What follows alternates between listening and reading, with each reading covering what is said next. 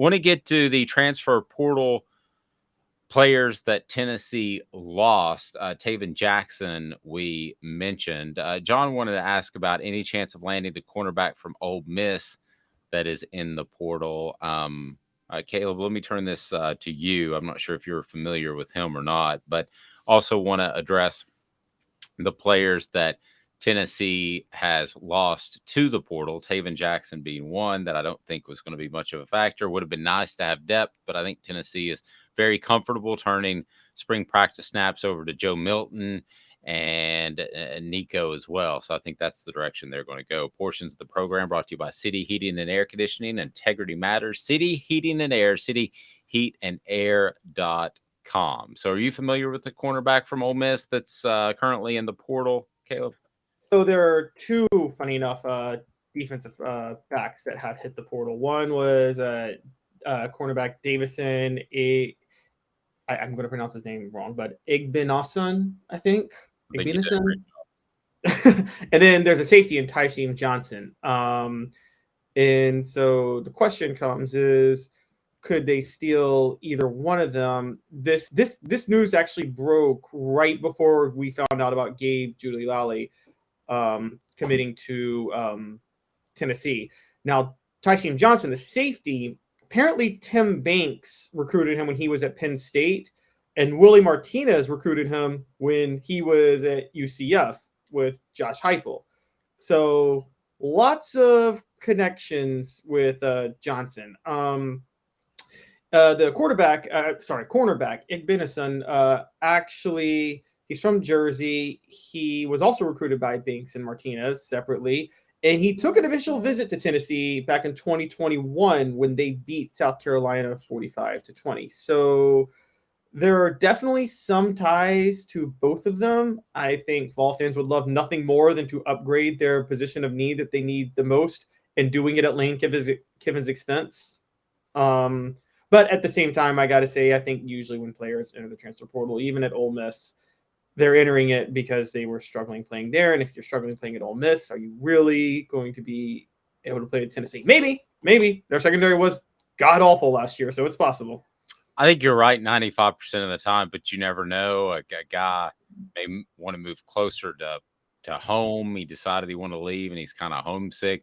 He may have a girlfriend who recently enrolled at Tennessee. We're talking about 18, 19, 20-year-old guys. So, but 95% or more of the time, you're absolutely right. I mean, they couldn't play where they currently are, which Taven Jackson left. Were you?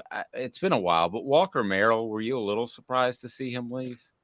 Yeah. So in my rankings of transfers, the Vols will miss the most. Walker Merrill's in the top half of the 14, right there at number 7.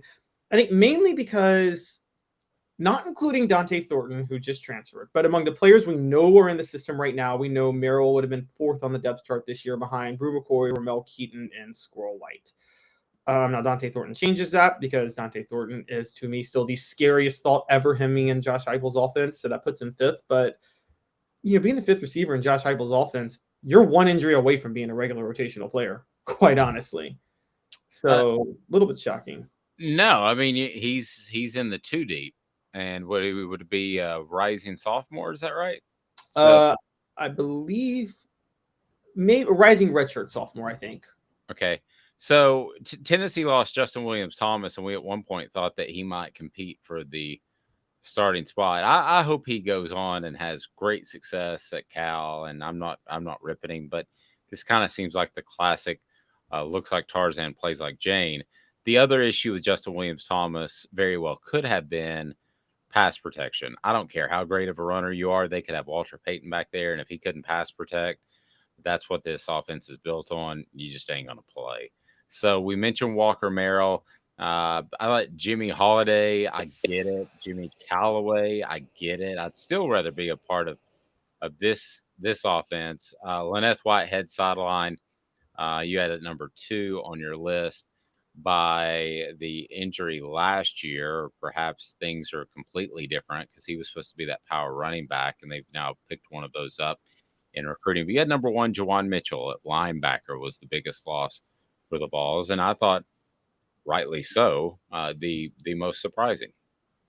Yeah, I still can't work this one out. I mean, I get they went after BYU transfer Keenan Peely, but I think Peely is more to offset the loss of Jeremy Banks more than anything else. And so, I mean, the only explanation I could think is maybe, Caleb Herring or Elijah Herring and a few of those, and Caleb Perry and other linebackers like that have really started to separate themselves during scout team practices for the Vols, and are ready to really step into that new role next year. So that's the only thing I could think of. But then I think, you talk about it in Sean Chavis's offense. I don't think there's a lot of complexities to playing linebacker in Tim Banks's defense, or John Chavis's defense, excuse me. I don't think there's a lot of complexities to playing linebacker in Tim Banks's defense. So, like, isn't that one you should be able to figure out pretty easily, even as a freshman? I actually think it's more difficult because of the twists and stunts they do up front that sometimes involves linebackers. But you're comparing a defense to what I thought was one of the most simple defensive approaches of all time. So I'm not saying it's difficult to step in Banks' system. I'm saying it's just incredibly easy to step in Chavis' system. If you're an athlete and you have a rough idea where to go, you're good. Anton saying, can Heupel fly in like Robert Duvall in Apocalypse Now with the music blaring, fight fire with napalm? Hey, I'm all for that. Just get in there. You remember that scene is still with the dude surfing, and there's bullets that are hitting Duvall about 6 feet away. I'm sure you've seen Apocalypse Now, right? No, Dave, I have Oh not. my god! Oh um, god! I told you I don't really like war movies. I got to be honest, except for Star Wars. But Anton, would you agree with this that the ending of Apocalypse Now is incredibly disappointing? I just thought it was kind of okay. The rest of the movie was fantastic. Give me a hit on that on the message board. Big Orange Phillies, great place to watch the NFL. You can see the Cowboys get beat because they were jobbed by the NFL because they get 6 days of rest and the San Francisco 49ers get 8 days. yeah, the NFL has such an agenda against the Cowboys. They do. They're not. Okay. They absolutely do. And you can watch it right there at Big Orange Phillies on Maynardville. That's not one of the teams that they want to see. And Maynardville. Well, the system is wrong. It just did not. It hurt the Cowboys, but it's that Monday night game is just wrong. But they don't do it at the end of the regular season, but they do in the playoffs. Anyway, Big Orange Phillies on Maynardville Pike, the place to be. Hit that like button if you can. If you're on board now, it'll open it up to more people throughout the day. But Big Orange Phillies is on Maynardville Pike. They've got billiards, they've got darts, they've got it all. Cornhole. You're going to love Big Orange Phillies, and they're just fantastic. Great family environment. All the TVs you could possibly imagine to be able to see what you need. And also, the food is fantastic. How about that?